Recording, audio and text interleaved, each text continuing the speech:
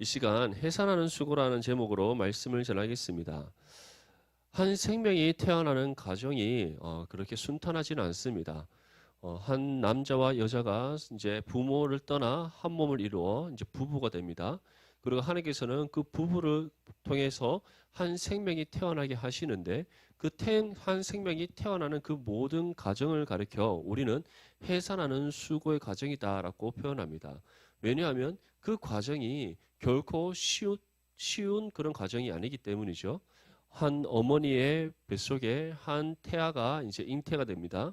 그때부터 아이를 품고 있는 엄마뿐만 아니라 또한 그 아이의 아버지, 부모가 그 아이를 정말 뱃속에 있는 그때로부터 사랑으로 돌보고 세세히 그 아이가 잘 자라고 있는지 살핍니다.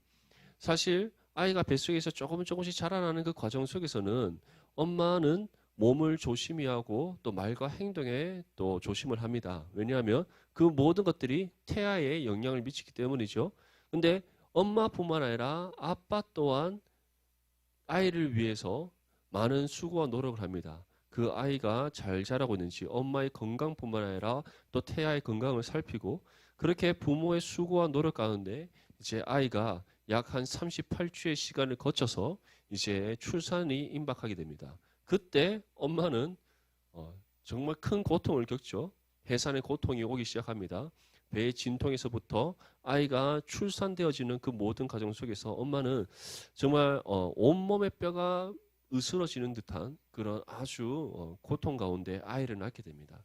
이처럼 한 생명이 태어나기까지 그 과정은 해산하는 수고, 다시 말해 단순히 아이를 가져서 낳는 수고뿐만 아니라 그 아이가 자라나서 세상에 태어나는 그 순간까지 부모의 수고와 노력이 끊임없이 이루어진다는 거예요. 그런데 아이가 태어나면 끝이 납니까? 그렇지 않죠. 이제 그 아이가 사실 엄마의 뱃속에 있을 때보다 이 땅에 태어났을 때 그 이후가 더 중요합니다. 그 이후에 그 아이가 건강하게 자라날 수 있도록 바르게 자라날 수 있도록 부모는 끊임없이 관심과 사랑을 주고 또 그 아이를 바르게 교육하면서 자라나게 합니다. 그래서 우리가 좋은 부모, 나쁜 부모 사실 뭐 그렇게 구분하기 어렵지만 그래도 우리가 일반적인 세상의 기준에서 좋은 부모와 나쁜 부모를 우리가 구분할 때 무엇을 가지고 구분합니까? 자신에게 주어진 한 생명, 그 아이를 얼마나 관심과 사랑으로 바르게 돌봤느냐, 그렇지 않느냐에 따라서 우리가 부모로서의 그 의무를 잘 감당했다, 안 했다를 기준으로 우리는 이 부모가 참 좋은 부모였다, 그렇지 않은 부모였다라고 우리가 평가를 하는 겁니다.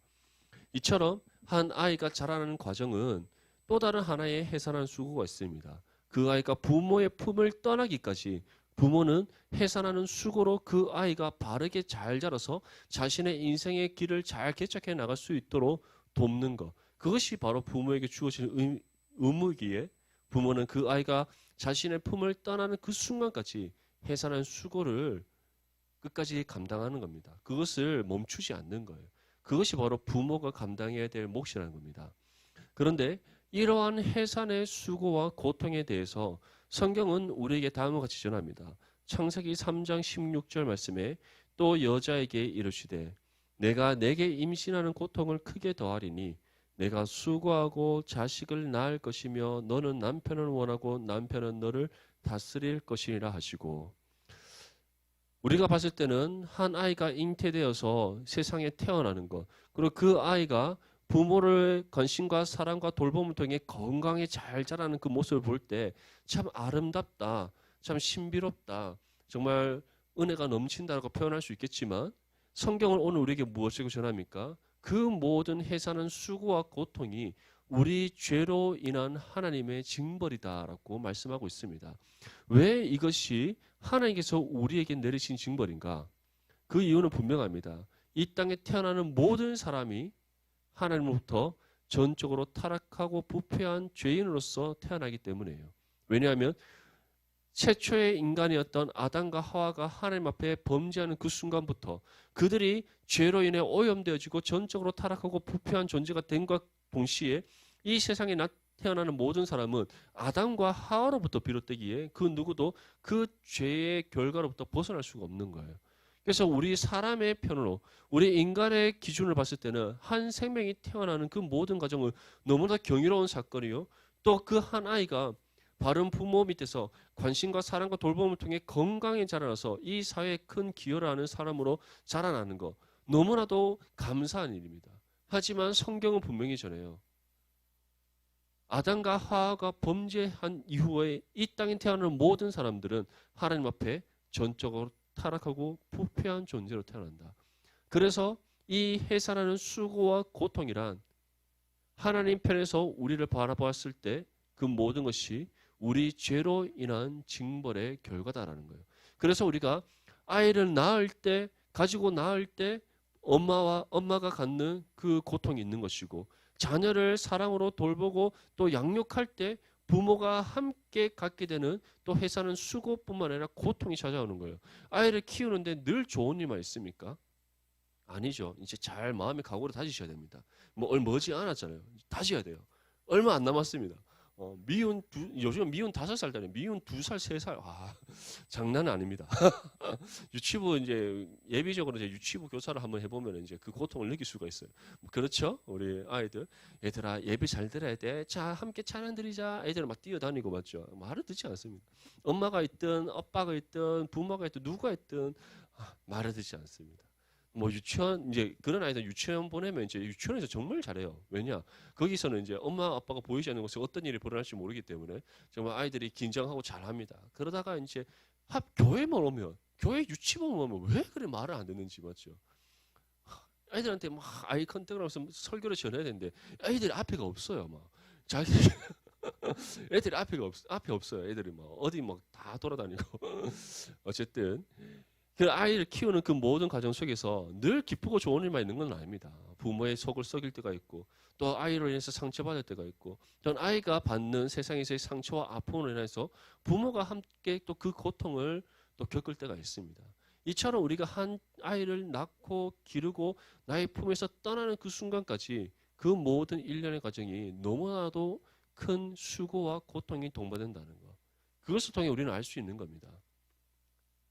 나뿐만 아니라 우리 아이 또한 결국 완전하지 않다는 것, 불완전한 존재라는 것. 죄로 인하여서 우리가 하나님의 형상이 깨어져 있기 때문에 우리 또한 불완전하지만 우리 아이 또한 불완전하다는 것. 그래서 우리가 그 모든 함께 성장해 가는 과정 속에서 성장통을 겪게 되는 거예요. 그것이 바로 우리에게 내려진 죄의 징벌이라는 겁니다.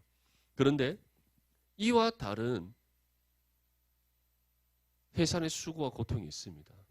우리가 육신의 사람의 편에서 한 아이를 낳고 기르는 그 모든 과정이 우리에게 주어진 죄의 징벌로서 해산하는 수고와 고통이라면, 그것과 반대되는 하나님께서 주어주시는 은혜의 해산의 수고와 고통이 있다는 거예요. 그것이 무엇입니까? 한 영혼을 구원하고 그 영혼을 우리가 함께 신앙의 삶의 여정을 통해 이끌어가는 것. 그것이 육신에 속한 해산의 수고와 고통과 구별되는 영적인 해산의 수고와 고통이라는 거예요. 왜냐하면 이 땅에 태어나는 육신에 속한 해산의 수고와 고통은 죄의 전가라는, 내가 가진 그 죄가 우리 아이에게 또 전가되어지는 그 결과를 낳는다면, 영적인 해산의 수고와 고통은 새로운 한 생명, 영원한 죽음이 아닌 영원한 생명으로 들어가는 한 생명을 낳는 바로 그러한 은혜의 결과를 가져오기 때문입니다. 우리 본문 12절에서 14절까지 말씀을 함께 읽겠습니다. 시작. 형제들아, 내가 너희와 같이 되었은즉 너희도 나와 같이 되기를 구하노라. 너희가 내게 해롭게 하지 아니하였느니라. 내가 처음에 육체의 약함으로 말미암아 너희에게 복음을 전한 것을 너희가 아는 바라. 너희를 시험하는 것이 내 육체에 있으되 이것을 너희가 업신여기지도 아니하며 버리지도 아니하고 오직 나를 하나님의 천사와 같이 또는 그리스도 예수와 같이 영접하였도다. 아멘. 이 본문 말씀을 보면 사도 바울의 고백이 나오는데, 그 첫 번째 고백이 무엇이냐면 내가 너희와 같이 되었다라는 거예요. 이 표현이 무슨 뜻이냐면, 사도 바울이 이제 갈라디아 지역에 가서 복음을 전합니다. 근데 복음을 전할 때 바울은 신분이 어떠한 사람이에요? 유대인으로서 유대인의 신분을 가지고 있고, 또 그는 갈라디아 지방의 사람이 아닌 바로 유대 사회에 속한 사람이었어요. 그렇죠? 길리기아 다소는 터키 북부에 위치한 지역이지만 그는 이제 어렸을 때부터 가말리엘의 학파에 속한 또 문화생으로서 철저하게 율법의 전통과 관습을 배우고 또 율법을 또 연구했던 그런 또 바리새인 중에 바리새인입니다. 그렇기 때문에 사도 바울이 가지고 있는 모든 삶의 사고와 이런 가치관들이 갈라디아 지역의 사람들과 다를 수밖에 없는 거예요. 그렇다면 내가 아무리 복음의 진리를 가졌다 할지라도 내가 가진 문화적인 환경을 토대로 나와 다른 문화적인 환경 속에 살아가는 사람들에게 복음을 전할 때 그 복음이 효과적으로 전달될 수 있겠습니까? 없다는 거예요. 그래서 바울은 갈라디아 지방에 갔을 때 갈라디아 지방뿐만 아니라 어느 지역에 가서 복음을 전하든 가장 첫 번째 했던 것은 그 지역의 문화를 배우는 거였어요. 그 지역은 어떠한 삶의 풍습을 갖고 있는지, 또한 역사적으로 어떠한 문화가 형성되어져 있는지, 사람들은 어떠한 가치관을 가지고 살아가는지, 그런 모든 것들을 배우는 과정을 거쳤던 겁니다. 그래서 바울이 뭐라고 그래요? 형제들아, 내가 너희와 같이 되었다. 다시 말해 내가 너희 속에 들어가기 위해, 너희에게 복음을 효과적으로 전하고 내가 너희를 주님의 품으로 인도하기 위해, 내가 너희의 삶의 풍습을 배우고 너희와 같은 문화를 익히기 위해서 내가 너희와 같이 되기 위해 수고하고 노력했다라고 표현하는 거예요. 그러면서 무엇이라고 얘기합니까? 너희도 나와 같이 되기를 구하노라. 이것은 다시 말해서 이것은 내가 너희와 같이 되면서 내가 너희와 같은 모습으로 너희와 같은 삶의 양식을 따라 살아가기 위해 내가 수고하고 노력했고 그것을 통해 내가 너희에게 효과적으로 복음을 전하고 그 가운데 하나님께서 은혜 주셔서 너희가 나와 함께 예수 그리스도를 믿는 신앙의 삶으로 나왔는데 왜 지금 너희는 다시 거꾸로 돌아가느냐, 옛 삶의 풍습으로 돌아가느냐라고 반문하고 있는 거예요. 그러면서 내가 너희와 같이 되고자 노력했던 것처럼 이제는 너희가 새로운 신앙의 삶을 얻었으니 나와 같이 되기를 원하노라. 너희가 그 모든 거짓 가르침에 있어서 걸음을 돌이켜서 다시 예수 그리스도의 복음의 진리 가운데로 나오기를 내가 간절히 원한다라고 지금 전하고 있는 겁니다. 그러면서 바울이 그들에게 처음 복음을 전할 당시의 상황에 대해서 이렇게 회상하며 우리에게 전합니다. 내가 육체의 약함이 있었고 너희가 보기에 내가 너희와 다른 민족의 사람이고 여러 가지 삶의 풍습이 달랐음에도 불구하고 너희가 나를 해롭게 하지 않았다. 다시 말해 너희가 너그럽게 나를 잘 받아주었고 그로 인해 내가 너희에게 더 복음을 잘 전하여서 신앙 공동체를 이루어갈 수 있게 되었다라고 표현하는 겁니다. 그뿐만 아니라 내가 너희에게 육체의 약함 가운데 복음을 전한 거 안다. 다시 말해 내가 전한 복음이 어떠한 다른 특별한 것이 있어서 다시 말해 내가 너희에게 복음을 전할 때 나의 모습과 나에게 가진 모든 것들이 너희에게 호감을 살 만하고 너희의 마음을 가질 만한 요소가 있어서 그런 것이 아니라 복음이 살아서 너희에게 가운데 역사했기에 너희가 나를 영접한 것이 아니냐라고 또 얘기하고 있는 거예요. 그러면서 이와 같이 얘기합니다. 너희를 시험하는 것이 내 육체에 있으되 이것을 너희가 업신여기지도 아니하고 버리지도 아니하였다. 다시 말해 바울을 있는 모습 그대로 받아주고 또 해를 입히기보다는 오히려 그를 기쁨으로 맞이하고 또 그를 진정한 한 사람의 인격으로 대해주었던 갈라디아 사람이었다는 거예요. 그리고 마지막으로 이와 같이 표현하죠. 오직 나를 하나님의 천사와 같이 또는 그리스도 예수와 같이 영접하였다. 다시 말해 하나님을 사랑하고 하나님을 존중하고 하나님을 경외하듯 그들에게 복음을 전하고 말씀의 가르침을 주고 그들을 신앙으로 양육하여서 이끌어가는 갈라디아 교회의 또 영적 지도자로 세워받은 그 바울을 그들이 신앙 안에서 사랑하고 섬기고 존중하고 존경하였음을 표현하는 거예요. 왜 바울이 이와 같은 표현을 하겠습니까? 왜 그때 과거의 회상, 너희가 나를 예전에 이렇게 대했지 않느냐? 너희가 나를 하나님과 같이 우리 주 예수 그리스도와 같이 하나님의 천사와 같이 나를 대하지 않느냐? 너희가 나에게 해를 입히기보다 너희가 기쁨으로 나를 맞이하였고 내가 육신의 연약함이 있고 너희에게 뭐 하나 자랑할 만한 것이 없는 연약한 존재임에도 불구하고 너희가 나를 기쁨으로 받아들이고 나를 용납해 주지 않느냐? 그런데 왜 지금 너희가 나를 배척하고 나를 떠나고 나와의 관계를 끊으려 하느냐라고 정말 가슴 아픈 말을 하고 있는 거예요. 우리 이어지는 본문 15절에서 17절 말씀을 함께 읽겠습니다. 시작. 너희의 복이 지금 어디에 있느냐? 내가 너희에게 증언하노니 너희가 할 수만 있었더라면 너희의 눈이라도 빼어 나에게 주었으리라. 그런즉 내가 너희에게 참된 말을 함으로 원수가 되었느냐? 그들이 너희에게 대하여 열심을 내는 것은 좋은 뜻이 아니요 오직 너희를 이간시켜 너희로 그들에게 대하여 열심을 내게 하려 함이라. 아멘. 지금 갈라디아 교회에 여러 가지 문제가 있는 상황입니다. 유대 그리스도인들과 이방 그리스도인들의 분열과 다툼이 있고 또 그들 특히 유대 그리스도인들이 천박한 초등 학문으로 돌아가는 다시 말해 스스로 율법 아래 들어가고 죄의 속박 아래 그들이 갇히게 되는 그런 어리석고 미련한 죄를 범하고 있습니다. 그 가운데 바울이 끊임없이 말씀을 권면하는 거예요. 내가 너에게 전한 그 복음의 진리는 지금 너희가 행하는 그 삶의 모습과 반대되는 것이다. 너희는 오히려 내가 전한 복음의 진리를 따르는 것이 아니라 다시 옛 세상 학문, 옛 천박한 초등 학문, 너희 스스로 율법 아래 갇혀서 율법에 속박되어지고 너희 스스로 옛 죄의 삶을 쫓아 살아가는 어리석고 미련한 삶이며 하나님 앞에 범죄하는 인생이다라고 계속해서 권면하는 거예요. 그러면서 무엇을 얘기합니까? 내가 너희에게 전한 복음의 진리, 너희가 이미 받았고 알고 있으며 그것이 무엇인지 어떻게 살아가야 되는지 그 모든 삶의 방법까지도 알고 있는 그 옛 진정한 복음의 진리로 돌아올 것을 계속해서 요청하는 거예요. 근데 그 말씀을 권면하면 할수록 지금 갈라디아 교회 성도들이 어떠한 모습을 보인다는 겁니까? 어떠한 모습을? 그러한 바울을 권면에 그들이 순종하기보다 받아들이기보다 오히려 자신들을 공격하는 원수처럼 여기게 되었다는 거예요. 너무나 안타까운 상황 아닙니까? 사실 제가 예전에 교육전사 때 사역했던 한 교회에서 한 자매가 청년부 자매가 신천지에서 이제 돌아온 자매가 있었어요. 저는 그때 이제 중고등부를 담당하고 있었는데 하루는 이제 오후 예배 때 그 자매가 간증을 합니다. 아주 극적인 순간으로 신천지에서 돌아왔어요.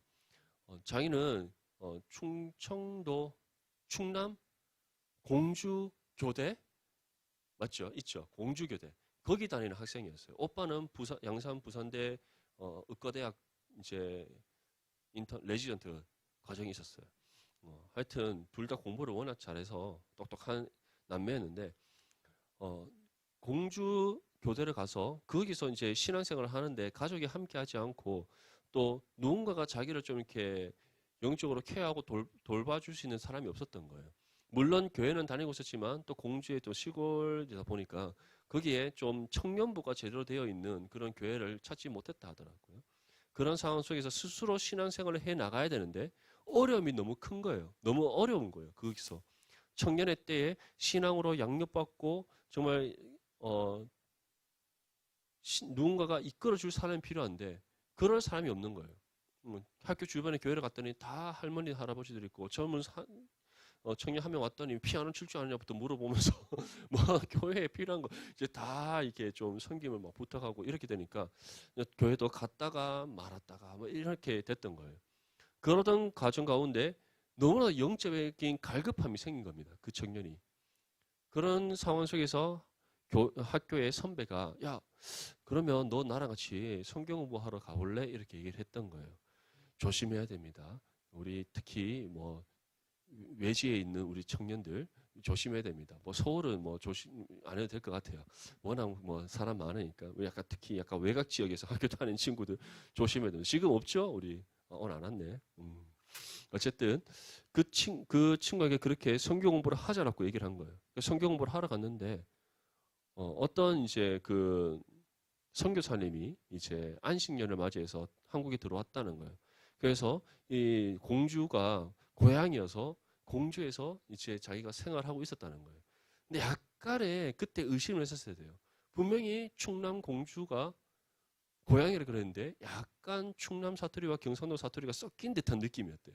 의심을 해야 되는데 그 친구가 너무 갈급하니까 일단 공부를 배우고 자기가 영적인 공급을 받아야겠다는 생각에 그냥 믿고 공부를 한 거예요. 하다 보니까 그게 신천지였던 거예요. 그러니까 신천지 무슨 단계가 있는데 그 단계에 자기가 한 중간쯤 왔다는 거죠. 중간쯤 왔고 거기 이제 공동체 기숙사로 들어가기 바로 직전이었다 하더라고요.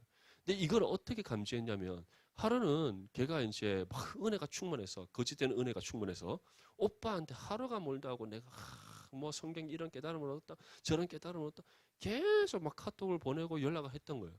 오빠가 보다가 처음에는 얘가 그래도 뭔가 제대로 이제 성경 공부하고 뭐 이렇게 좀 영적인 케어를 받으면서 다시 좀 회복되는갑다라고 생각을 했대요. 시간이 흐르는데 조금씩 이상한 거예요. 이게 오는 그 내용도 조금 이상할 뿐만 아니라 약간 얘가 약간 이제 한쪽으로 치우쳐 간다는 느낌이 들더라는 거죠. 그러는데 어느 날 요한계시록에 관련된 이제 내용들을 전하는데 아차 싶더라는 그런 마음이 들더라는 거죠. 그러니까 부모님한테 얘기를 하고 그 집을 찾아갔어요. 찾아갔는데 부모님이 이제 온다는 소식을 걔가 들었으니까 그 자기가 속한 지부에 전화할 거잖아요. 전했더니 이미 그쪽에 사람들이 와서 부모님이 걔를 만나지 못하도록 포진하고 있는 거예요. 무섭죠. 걔가 살고 있는 그 원룸 하숙집 앞에 신천지 신도들이 와서 부모님이 그 집에 못 따라 가로막고 있는 거예요. 근데 그 오빠가 하여튼 눈치가 빨랐어요. 봤는데 이상하다라는 거지. 그래서 아빠, 엄마 보고 먼저 내려서 가보라 했는데 당연히 못 들어갔죠. 막 앞에서 신랑이 버리고 있는 거예요.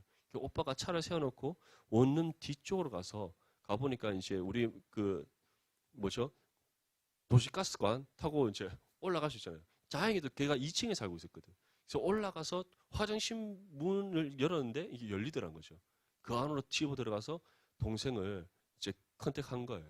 그리고 경찰에 신고해서 앞에 이제 가로막고 있는 신천지 신도들을 이제 신고해서 쫓아보내고 데리고 온 거예요. 그 나중에 그 자매가 얘기하는 게 무엇이냐면 우리가 거짓된 가르침에 빠지면 아무리 나에게 복음의 진리를 바르게 전하고 가르치고 권면한다 하더라도 그것이 오히려 다 거짓으로 보인다는 거죠. 거짓에 빠진 사람이 오히려 진리의 말씀을 들을 때 그것이 진짜 진리로 다가오는 것이 아니라 그것이 더 거짓으로 느껴진다는 거예요. 그것이 시간이 더 지나면 어떤 상황이 되냐면 모든 것이 다 거짓으로 보인다는 거예요. 이단에 빠진 사람이 왜 못 나오느냐? 자신에 속한 것이 진리라고 믿는 사람도 있겠지만 그렇지 않은 사람도 있어요. 거짓이라고 이미 알고 있는 사람도 있지만 그 거짓이 너무 자신의 생각과 마음과 모든 것을 뒤덮고 있기 때문에 세상의 모든 것이 또 거짓으로 보이는 거예요. 그렇기 때문에 자기가 있는 곳에서 벗어나지도 못하고 새로운 곳에 가지도 못하는 겁니다. 근데 지금 갈라디아 교회 성도들이 어떠한 모습 가운데 있다 그래요? 바울이 복음의 진리를 다시 전하고 말씀으로 권면하고 가르치면서 복음의 진리로 돌아오라고 하는데 오히려 그들이 그 거짓된 가르침에 빠진 그들이 어떻게 바울을 원수같이 여기고 있다라는 거예요. 그래서 이와 같이 바울이 얘기하는 겁니다. 그들이 너희에게 대하여 열심 내는 것은 좋은 뜻이 아니요 오직 너희를 이간시켜 너희로 그들에게 대하여 열심히 내게 하려 함이라. 사탄의 계략은 항상 우리가 복음의 진리에서 떠나게 만드는 것을 끝내지 않습니다. 사단이 원하는 결과는 우리가 복음의 진리를 떠난 것뿐만 아니라 우리로 하여금 끊임없이 거짓을 따라서 죄를 향하여서 열심을 내도록 만든다는 것. 그것이 사단의 계략이에요. 사랑하는 디모데 지체들 분명히 기억할 수 있기를 바랍니다. 우리가 꼭 잘못된 이단의 가르침에 빠진다고 해서 우리가 거짓을 행하는 것이 아닙니다. 우리가 세상을 붙잡는 것 또한 우리는 거짓을 행하는 것이라는 것을 기억해야 됩니다. 왜냐? 세상에는 진리가 없기 때문이에요. 세상엔 진리가 없습니다. 세상에 속한 모든 것이 죄 아래 갇혀 있다고 성경이 분명히 말씀하고 있습니다. 여러분들이 신앙과 세상의 가치관 속에서 세상의 가치관을 계속해서 붙잡으면 무엇을 놓치게 됩니까? 신앙을 놓치게 된다는 거예요. 여러분들의 앞으로의 삶의 진로와 취업과 모든 삶의 그런 여정 속에서 여러분들이 말씀이 우리에게 전하는 그 진리의 뜻을 붙잡고 살아가기보다 세상이 우리에게 전하는 그 가치를 붙잡고 살아가면 살아갈수록 여러분들의 삶이 진리에서 벗어나 세상에 물드는 거짓에 물드는 죄악된 삶이 될 수밖에 없다는 거. 여러분 분명히 기억해야 됩니다.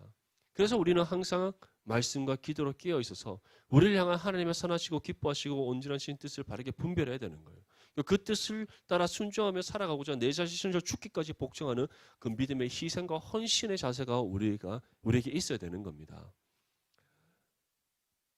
지금 바울은 자신을 원수처럼 여기는 그 갈라디아 교회 성도들을 바라볼 때 어떤 마음이 들었겠습니까? 아마 찢어지는 그런 마음의 고통이 있었지 않겠습니까? 왜냐하면 갈라디아 교회 성도들은 바울에게 있어서 영적 자녀이기 때문이에요. 소대에 말씀드렸듯이 육신의 해산의 수고와 고통이 있다면 영적인 해산의 수고와 고통 또한 있기 때문이에요. 우리가 복음을 전하고 우리가 들은 그 복음을 통해 주님의 품으로 돌아온 그 사람은 하나님께서 우리로 하여금 낳게 하신 영적 자녀입니다. 그래서 우리는 그들이 하나님의 말씀으로 바르게 양육되어서 하나님의 뜻에 합당한 믿음의 삶으로 나아갈 수 있도록 끝까지 책임을 지고 우리가 그들을 말씀으로 인도해야 될 그런 사명이 주어져 있는 거예요. 그것은 저에게만 있는 것이 아니라 여러분들 모두에게 주어져 있는 믿음의 의무입니다. 바울은 갈라디아 교회 성도들이 자신을 원수처럼 여기는, 자신의 영적 자녀인 그 갈라디아 교회 성도들이 자신을 원수로 여기는 그들을 향해 그 마음의 고통을 다음과 같이 표현합니다. 우리 본문 18절과 에서부터 20절까지 말씀 함께 읽겠습니다. 시작. 좋은 일에 대하여 열심히 사모함을 받음은 내가 너희를 대하였을 때뿐 아니라 언제든지 좋은 일이라. 나의 자녀들아, 너희 속에 그리스도의 형상을 이루기까지 다시 너희를 위하여 해산하는 수고를 하노니 내가 이제라도 너희와 함께 있어 내 언성을 높이려 함은 너희에 대하여 의혹이 있음이라. 저는 이 말씀 속에서 참 바울이 대단하다는 생각을 했습니다. 만약에 저 같았으면 어쭈 나를 원수로 여겨. 아마 그 분노가 이제 맞죠. 화산 폭발하시 폭발하면서 이제 절대 가만히 안 놔뒀을 것 같은데 바울은 다른 표현을 합니다. 뭐라고 얘기하죠?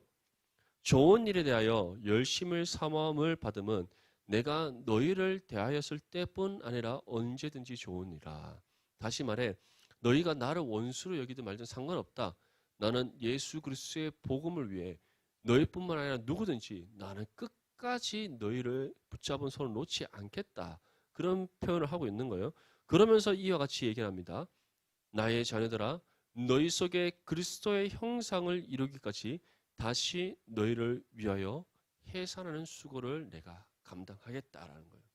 너희 안에 이미 하나님께서 회복시켜 주신 그 그리스도의 형상, 그것이 지금 너희가 거짓된 가르침을 안에서 다시 죄로 물들어가고 있지만 내가 너희의 그 그리스도의 형상을 다시 온전히 회복시키기 위해 해산한 수고를 다시 감당하고자 내가 결단했다라고 표현하는 겁니다. 사랑하는 우리 디모데 지체들, 우리가 이번 새 친구 초대잔치를 앞두고 우리가 VIP 작정을 했습니다. 그렇죠? 근데 그 작정을 할 때 여러분들 그냥 목사님이 더 작정하라 그러고 뭐 우리 사랑방 리더들이 쌍신지 바뀌고 작정 안 해 이렇게 하니까 작정한 거 아니잖아요. 그렇죠? 평소에 마음에 품고 있는 그 친구, 내가 복음을 전하고 나와 함께 신앙의 삶을 살아가기 원하는 그 친구, 그 친구를 향한 정말 그리스도의 사랑과 마음으로 작정한 거 아닙니까? 그렇죠? 근데 우리는 그것을 작정한 것을 그쳐서는 안 됩니다. 오늘 바울의 고백처럼 그 한 친구의 마음속에 그 심령 안에 그리스도의 형상이 회복되는 그날까지 우리는 복음을 전하고 주님의 품으로 인도하는 그 해산하는 수고를 감당해낼 줄 믿습니다. 아멘. 우리 모두는 이 사명이 주어져 있습니다. 우리가 복음의 빛인 자라는 것, 우리가 복음을 듣고 믿음으로도 구원받는 이 모든 과정이 하나님께서 우리에게 베풀어 주신 전적인 은혜의 선물이에요. 그리고 우리가 값없이 거저받았기에 우리가 그 은혜의 빚진 존재라고 성경은 말씀하는 겁니다. 그렇다면 빚진 사람은 어떻게 살아야 돼요? 그 빚을 갚으면 살아가야 돼요. 하나님께서 그 빚을 갚는 방법을 알려주셨어요. 너희가 받은 복음을 세상 가운데 전해라. 너희가 받은 은혜를 세상 가운데 나누어라. 너희가 받은 그 그리스도의 십자가의 사랑을 세상 가운데 전파하는 통로가 되어라. 그것이 곧 세상을 변화시키는 소금의 역할이요. 세상 가운데 하나님의 살아계심을 증거하는 빛의 역할이다라고 말씀하셨어요. 그것을 우리가 어떠한 자세로 감당해야 된다 말씀하고 있습니까? 해산하는 수고.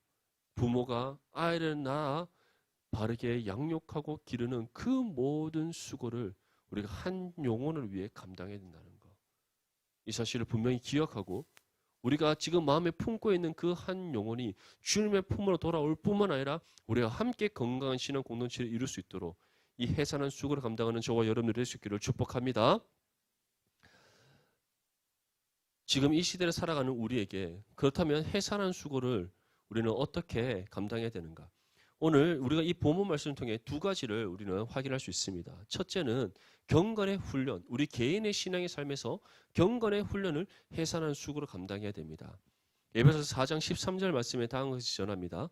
우리가 다 하나님의 아들을 믿는 것과 아는 일에 하나가 되어 온전한 사람을 이루어 그리스도의 장성한 분량이 충만한 데까지 이르리니, 그리스도의 형상을 우리가 회복시키는 것, 그리스도의 형상을 온전히 이루어가는 것은 무엇인가?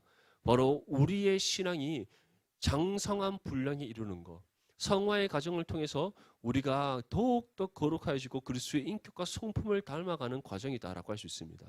그것이 바로 그리스도의 형상을 온전히 이루는 거예요. 왜냐하면 그리스도의 형상이란 무엇인가? 우리 안에 다시 회복시켜 주신 하나님의 성품들이기 때문에요. 하나님의 사랑, 하나님의 의, 하나님의 거룩, 하나님의 선함, 하나님의 인자심, 하나님의 온유, 이 같은 하나님의 성품이 우리 가운데 회복되어진 것, 그것이 바로 그리스도의 형상이 회복되어진 거예요. 근데 회복된 것을 끝나지 않고 그것이 온전하게 이루어져 가야 된다는 거예요. 그것을 위해서 우리는 어떠한 회사는 수고를 감당해야 되는가? 경건의 훈련. 우리의 신앙이, 우리의 믿음이 장성한 분량에 이르러서 그리스도의 형상을 온전히 이룰 수 있도록 하기 위해 우리는 경건의 훈련을 해산하는 수고를 감당해야 될 줄 믿습니다. 경건의 훈련은 우리의 입술에서 하나님의 말씀이 떠나지 않고 날마다 하나님의 말씀을 읽고 묵상하는 삶이에요. 우리가 하나님의 말씀을 읽으면 읽을수록 하나님께서는 우리에게 어떠한 은혜를 주십니까? 말씀 가운데 역사하시는 성령께서 날마다 우리를 향한 하나님의 뜻을 깨닫게 하십니다. 뿐만 아니라 하나님이 어떠한 분인지를 알게 하시고 하나님을 아는 지식이 충만하게 하십니다. 그리고 그 지식 가운데 하나님 앞에 우리가 어떠한 존재인지, 우리에게 베풀어 주신 은혜가 무엇인지, 그러한 우리가 어떠한 믿음의 삶을 살아가든지 우리를 향한 지식이 또한 충만하게 하십니다. 그러한 지식, 위로는 하나님의 아는 지식, 아래는 우리를 아는 지식이 말씀을 통해 충만해질 때 우리는 하나님 앞에 우리가 어떠한 삶을 살아가든지, 우리를 향한 하나님의 뜻이 무엇인지, 그러한 하나님의 선하시고 기뻐하시고 온전하신 뜻을 바르게 분별하여 깨달을 수 있는 거예요. 그렇다면 우리는 말씀만 그렇게 읽고 묵상하면서 하나님의 뜻을 발견하고 하나님을 알고 우리 자신을 아는 지식이 충만하면 끝나는가? 그렇지 않죠? 우리가 이제 그 뜻에 합당한 믿음의 삶으로 나아갈 수 있도록 우리는 그 말씀의 뜻을 실천할 수 있어야 됩니다. 나의 삶 가운데 적용하여 그 하나하나를 말씀의 뜻을 우리가 실천하며 살아갈 수 있어야 된다는 거예요. 이것을 위해 우리가 또 쉬지 않고 행해야 될 것이 있습니다. 그것이 바로 기도인 거예요. 사무엘이 자신의 인생의 말년에 사울에게 무엇이라고 얘기합니까? 기도를 쉬는 죄를 범하지 않는다. 왜 사무엘이 그와 같은 표현을 했습니까? 또한 예수님께서도 항상 습관을 쫓아 하나님과 교제 나누었다. 다시 말해 하나님과 하나님께 기도하는 시간을 가지셨다는 것을 우리에게 말씀합니다. 예수님께서는 그 본성이 하나님이심에도 불과한 예수님인데, 하나님이신 그 예수님께서 왜 하나님께 기도를 쉬지 않고 날마다 드렸을까요? 하나님과 교제의 그 관계가 너무나 중요한 것을 우리에게 보여주시기 위해, 가르쳐 주시기 위해 날마다 습관을 쫓아 기도하셨던 예수님입니다. 그래서 기도는 우리가 하나님 편에 우리의 필요를 간구하는 것을 넘어 기도를 해야 되는 이유는 그 기도를 통해 우리가 하나님과 교제의 시간을 가질 수가 있기 때문이에요. 그래서 기도는 곧 하나님과 우리와의 영적인 교통의 시간이다라고 표현하는 겁니다. 사랑하는 우리 디모데 지체들, 여러분들의 입술에서 하나님 말씀이 떠나지 않기를 바랍니다. 그리고 그 말씀을 붙잡고 쉬지 않고 범사의 모든 것을 하나님께 기도로 간구하기 바랍니다. 이를 통해 먼저는 여러분들이 하나님을 아는 지식과 여러분 자신을 아는 지식이 충만해져서 하나님의 뜻을 바르게 분별하고 그 뜻을 실천하는 삶을 살아갈 수 있기를 바랍니다. 그 기도를 통해 날마다 하나님과 영적인 교통의 관계를 이루어서 날마다 성령과 온전히 하나됨을 이루어 날이 더해가면 더해갈수록 그리스도의 형상을 온전히 이루는 저와 여러분들의 삶이 되기를 축복합니다. 두 번째로 우리가 감당해야 될 해산의 수고는 바로 복음의 사명입니다. 우리는 복음의 사명을 해산하는 수고로 감당해야 된다는 것. 왜냐하면 그것이 예수님께서 우리에게 주신 지상 명령이기 때문이에요. 예수님께서는 마태복음 28장에 보면 마지막에 제자들에게 하늘로 승천하시기 전에 이와 같이 말씀합니다. 내가 너에게 분부한 모든 것을 다 가르쳐 전하라. 그리고 그것이 어떠한 삶이다? 너희가 먼저 제자 되어서 예수 그리스도의 제자 삼는 삶이다. 그것을 위해 너희는 내가 너에게 분부한 모든 것을 다 가르치고 전하라라고 말씀하셨어요. 사도행전 1장에 가면은 무엇이라고 말씀합니까?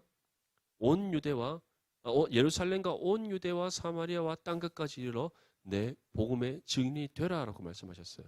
이 두 가지를 합하면 예수님께서 우리에게 전하신 마지막 명령이 무엇입니까? 우리의 삶이 다하는 그 순간까지 우리에게 주어진 복음의 사명을 해산하는 수고로 감당하라는 겁니다. 오늘 이 말씀을 붙잡고 우리가 새세면 축제를 앞두고 새세면 초청잔치를 앞두고 우리가 오늘 이 시간부터 믿음을 결단하여서 실천할 수 있기를 바랍니다. 바울은 이러한 복음을 해산한 수고로 감당했는데 어떻게 감당했는지 우리에게 다음과 같이 전합니다. 사도행전 20장 24절 말씀에 내가 달려갈 길과 주 예수께 받은 사명 곧 하나님의 은혜의 복음을 증언하는 일을 마치려 하면은 나의 생명조차 조금 더 귀한 것으로 여기지 않노라. 바울은 내가 복음을 증언하고 복음 전파를 위한 복음의 사명을 위해 내가 해산하는 수고를 감당하는 것을 통해 내가 생명을 잃는 순간이 온다 할지라도 나는 끝까지 복음을 전하고 복음의 사명을 감당한다라는 그 믿음의 고백을 하고 있습니다. 이때 당시 때 사도 바울은 에베소 교회 장로들과 마지막 만남을 가지는 때였습니다. 거기서 자신이 예루살렘으로 가야 될 이유에 대해서 그리고 예루살렘에 가서 자신이 겪게 될 여러 가지 시험과 환난과 고난과 고통이 있음을 알고 있음에도 불구하고 자기가 예루살렘에 가야 될 그 이유를 에베소 장로들에게 전하는 그 장면이었어요. 그 이유가 무엇입니까? 로마에 가서 복음을 전하기 위함이었고 그 마음을 누가 주셨기에? 성령께서 주셨기에 바울이 예루살렘을 통해 로마로 가고자 그가 결단을 했던 거예요. 그러면서 이와 같이 표현하는 겁니다. 내가 설령 로마로 가지 못하고 예루살렘에서 나의 생명이 끊어진다 할지라도 나는 내게 주신 복음의 사명을 해산한 수고로 감당하기 위해 나의 생명조차 귀한 것을 여기지 않는다. 사도 바울의 이 고백이 저와 여러분들의 고백이 될 수 있기를 바랍니다. 우리에게 주어진 한 영혼을 우리가 주님의 품으로 인도하기 위해 복음의 사명을 해산하는 수고로 감당하는 저와 여러분들이 될 수 있기를 바랍니다. 여러분들의 학교와 직장과 여러분들의 삶의 주변에 얼마나 예수님을 알지 못하는 사람들이 많이 있습니까? 우리 참고로 부산 지역의 청년 복음화율이 3%가 되지 않습니다. 3%가 되지 않아요. 놀랍지 않습니까? 별로 다들 놀라지 않구나. 놀라야 될 텐데. 참고로 우리 디모데 같은 경우는 지금 작년 숫자에 비해서 우리가 10%가 넘어요. 그러니까 다른 일반적인 교회 같은 경우 작년 성도가 한 500명이 모이면 청년부가 20-30명밖에 모이지 않습니다. 그만큼 대체적으로 많은 교회의 청년부가 다 무너져 있어요.